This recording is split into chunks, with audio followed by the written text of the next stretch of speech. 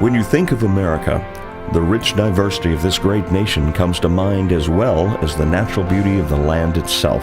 From sea to shining sea, our founders have tamed and preserved the open plains, the high woodlands, the rugged deserts, and the coastal regions as well. In honor of these great heroes, we've built monuments that reach to the sky and speak to our souls about the greatness of America and those that believed in it enough to dedicate their lives to the establishment of a more perfect union. But there is another group of individuals that we honor today. Since the birth of this great nation in 1776, many American men and women have answered her call to step up to protect, defend, and preserve what so many now take for granted. If not for the selfless sacrifice of these brave individuals, the freedoms we all cherish and enjoy could have been swept away by madmen, despots, and terrorists. But for the honorable service provided by this group of believers in liberty for all, the United States of America would not have become the great nation that it is today. Here now are just a few of the heroes among us. My name is Weldon Adams. I joined the United States Air Force in February 1981. I'm Melody Bronson. I was in the United States Marine Corps. My name is Dave Kendall. I served in the U.S. Army for just over 6 years. My name is Kip Gandy. I was in the United States Marine Corps and in the United States Army. Oh, I always feel the need to honor veterans 365 days of the year anyway, but I know Veterans Day is a special day.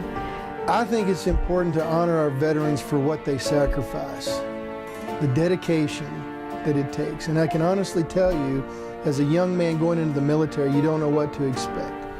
Well, you know, just recently I returned from a reunion with some friends at the 30th anniversary of the Beirut bombing, and the thing that hit me the most was people remembering what took place, why it took place, and the people that served during that time. A lot of times we get caught up in what we're doing here in our own life, and we forget about the wars that are going on outside our country, and we forget about the military and what they go through every day. So I do believe we should set aside some time and truly honor them and everything they've done for us.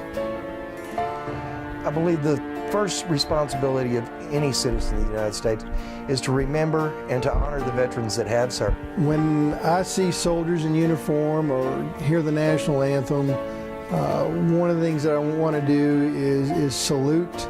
I have such a pride for our military and what I've actually served, and to see others in that same position gives me a tremendous amount of honor. Because of what they do for our country and for our freedom. No matter what job that someone in the military has, whether it's out there on the front lines, out there or sitting behind a desk, you're still doing something to help this country and protect our freedom. And very thankful for everything they've given to allow us to be the country that we are. And honoring those people and remembering those people is probably one of the most important things we as Americans can do. As we approach Veterans Day, I feel it's important that we get out and show representation to our troops, attending services for our troops. Thank a veteran.